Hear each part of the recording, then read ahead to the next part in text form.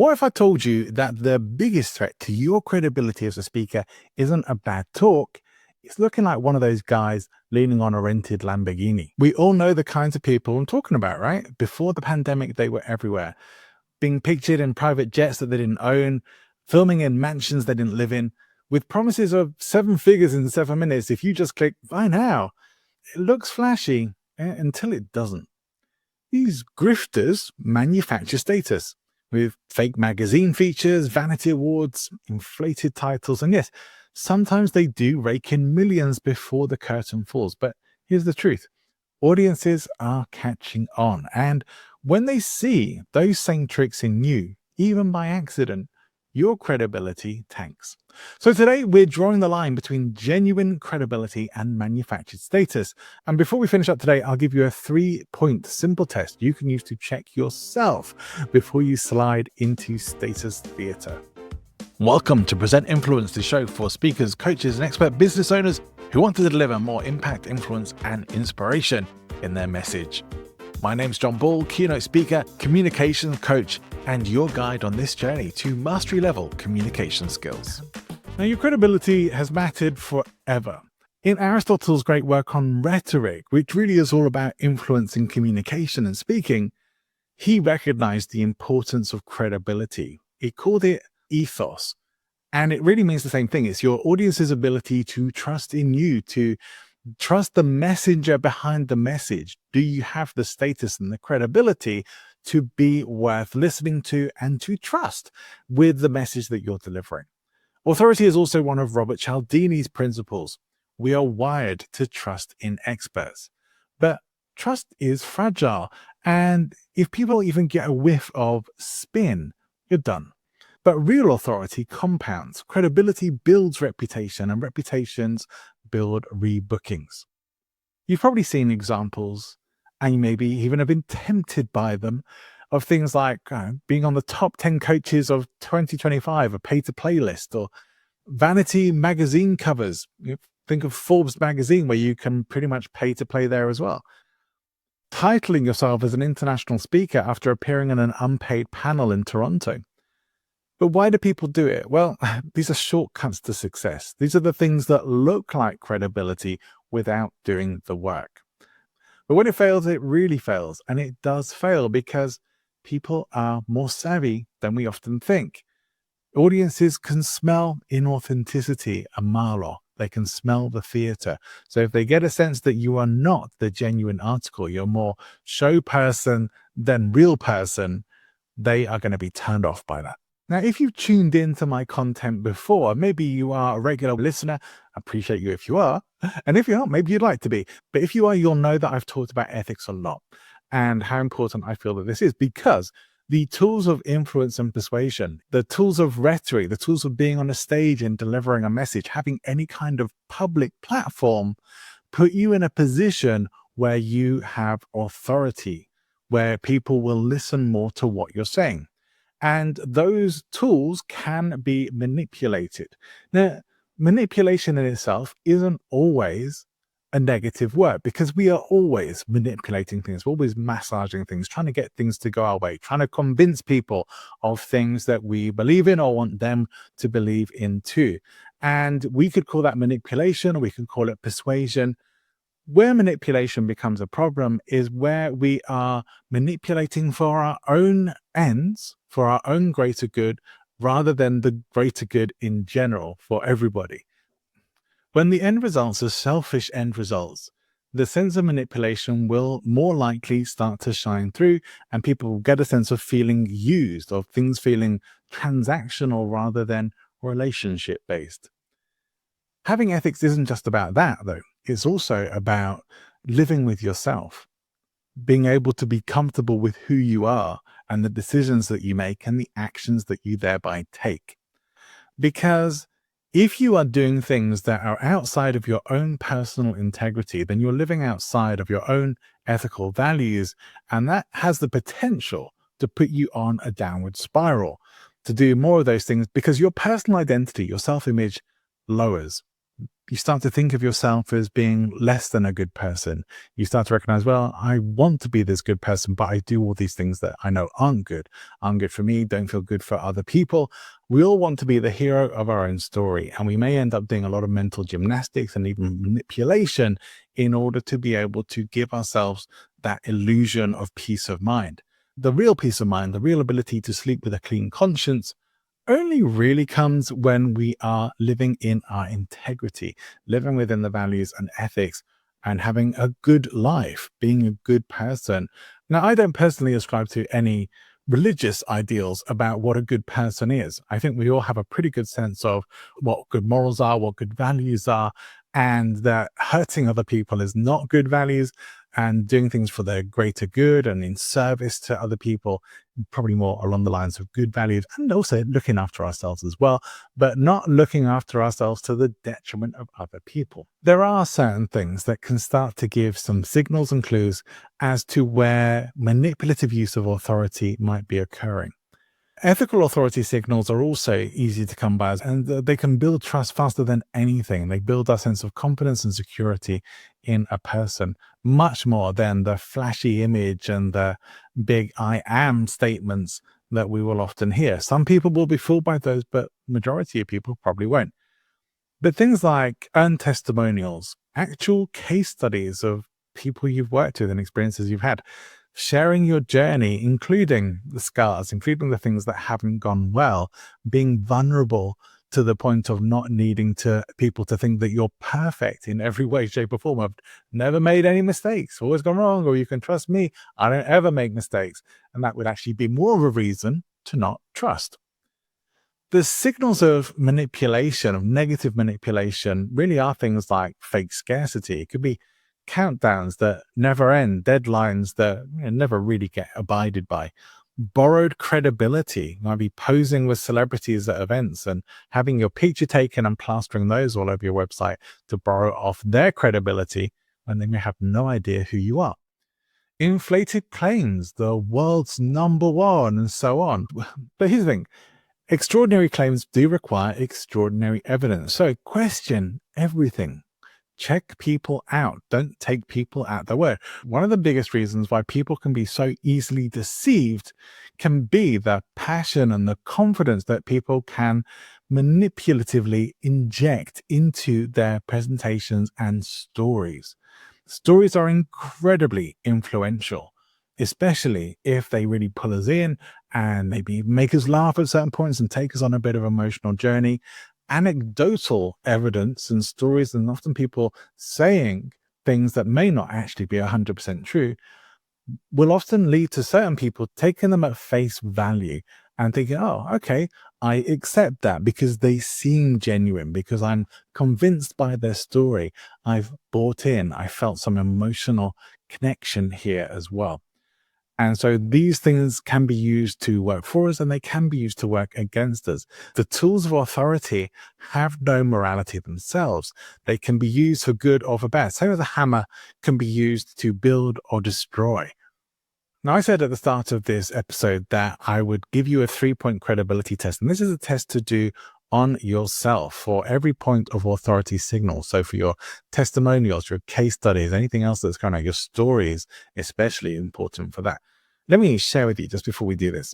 When I first started working in the personal development industry, stories were a really important thing. And one story particularly that I started to become very aware of was a very similar story from a number of speakers about how at one point in their life they were broke, kind of living in the parents' basement, having to heat water to wash in off of a gas heater, maybe having to live off pot noodles and pasta because they couldn't afford much else, and being completely broke and doing the things that someone who's completely broke would do. And then at some point, there's this moment of transformation, realization, and then life changed, and they headed on this new track towards success and wealth and profitability and all those good things. Now, these stories would be so similar that I wondered who came up with the story first, but now I think that was the wrong question. The question that I was asking wasn't really skeptical enough. The better question to have asked would have been, why is this story being told in this way by so many different people, to the point where you might think, all right, I wonder whose story this actually is. And so now I actually doubt that it was anyone's genuine story and experience, because I think the whole structure of the story was more the point. It doesn't matter who came up with it. There were various stories being used because of the structure and because of what they represented and because of their effectiveness with particular audiences. And this is something that's worth looking into, like the different kinds of stories that influence and affect people in particular situations.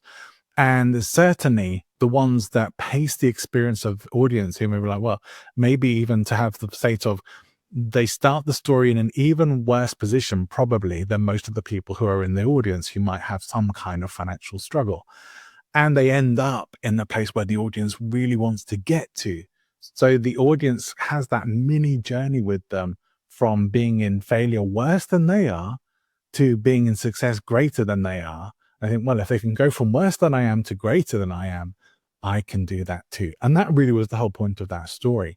And there are many other stories that similarly go along that line. So I say they're not parabolic stories as such, but the message or the theme of the story is the intention of it is really important. And that's always a question that's worth asking yourself when you hear stories, when you hear someone speaking. What's the intention here? What is the speaker trying to get over? Is this really about what they're saying, or is there something else at work here? Now, I warn you when you do this, if you keep this thing in your head of always asking, what's the point of this? What's the intention here? I recommend switching that off when you're watching TV or films, because it will ruin every TV show and film you ever watch. If you start asking yourself, what's the intention here? What's this leading up to? Why are they doing this? Why is that music playing? Why are we seeing this particular scene on screen? What's that setting up? It will ruin the whole thing for you, because you will start to figure out the signals of what's coming next, or what's being set up, or the emotion that is intended to be evoked. And these are the kinds of signals that you will pick up on. So when it comes to a credibility test, we want you to be able to pick up on authority signals for yourself as well.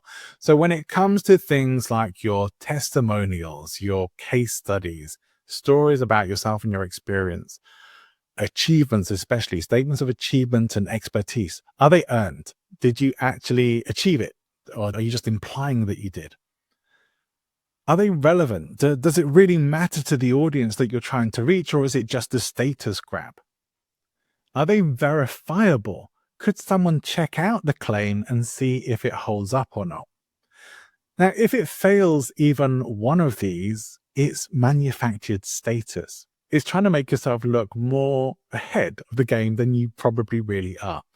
My intention here is not to shame you with this. Don't shame yourself because of this, but just know that these are not authentic claims that are being set up. This is a massaging or exaggeration of reality, of truth, in order to give a sense of personal status.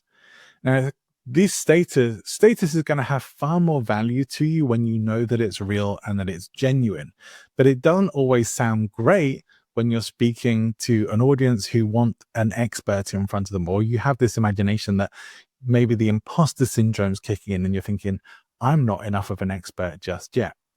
But let me show you this. Credibility can come from all sorts of spaces and all sorts of places.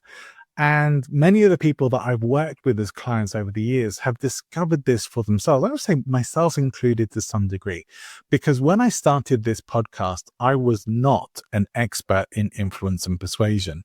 I was just very, very interested in it. It's a passion subject for me. The presentation skills, the influence and persuasion. I was no expert. Even 5 years ago, I had a healthy interest. There was lots of things that I knew, but I knew that I did not have expert status. I did not have qualification. I did not have the ethos really to be able to say, I am an expert in this topic.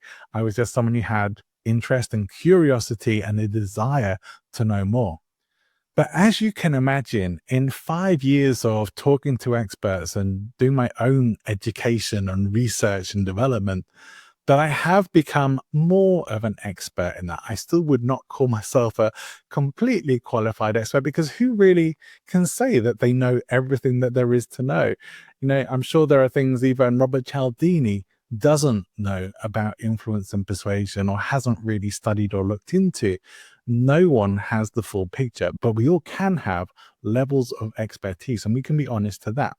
So I can make the claim that after nearly 6 years now of doing a podcast that is about influence and persuasion and presentation skills, that I have some level of expertise from that, from my time spent talking with experts in these topics to my own research and development. And that's not a fake claim. And it still has a good amount of credibility. Sometimes credibility can just be a deep passion for a subject, something you really care about. You might want to get up on stage and talk about the environment. Doesn't mean you have to be an environmental scientist. Can just be that you have a real passion for change and you have enough knowledge to be able to talk and deliver a passionate change message. So this is really where ethos can come from, where credibility can come from without having to step outside of your authenticity. Now, there are times where we might just gloss over the truth in order to make things sound better than they really are. We probably do it mostly with our CVs or resumes. When we're sending those off, we want to give the best impression of ourselves. But sometimes we can say, oh, I'm an award-winning speaker. Well, maybe the award you won was best speaker at your Toastmasters club or best table topics. Nothing really major, but did you win an award? Sure, you did. Did you win it for speaking? Yeah. Would anyone care about that award other than yourself or your local club? Probably not that much. So it would be a definite exaggeration of that truth. So I think if you win awards, even if they are local awards, if you're putting yourself out there in the world, those things probably mean a bit more. If you've won competitions, great, that can be credibility. I would say, things like club memberships don't always give you I think saying something like I've been a member of Toastmasters for 5 years or 10 years doesn't really tell us anything other than you've had membership for all that time and maybe gone to some of the meetings. But telling us that you've achieved certain rankings within that might mean a bit more, and it might have a bit more depth, or that you've won competitions in the World Championship of Speaking, or maybe even won the World Championship of Speaking with Toastmasters. That would definitely give you a higher level of credibility that can come from that. But you have to make these judgment calls for yourself and be real about, are you stretching the truth a little bit too much here to inflate your ego or to look like more of an expert? Is there a version of the truth that would still do that without moving too much outside of your integrity or your own personal ethics? Maybe there is. And if there is, I recommend you try and find it. And if you can't find it, maybe try and find some of those things that you would like to be able to claim as status for yourself and move towards making them reality so that you don't have to pretend anymore. The reality is this: you don't need smoke and mirrors to build influence. Just imagine stepping off a stage, not with applause out of politeness, but with people quoting your words, sharing your stories, reaching out because they trust you, not your rented Ferrari.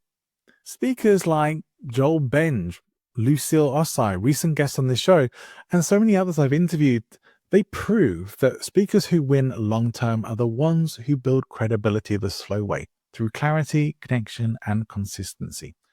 So here's your challenge. Audit your credibility signals this week. Ask yourself, is it earned? Is it relevant? Is it verifiable? And drop one example in the comments of a credibility marker that you are proud of, because the clearer your credibility, the bigger your impact. See you next time.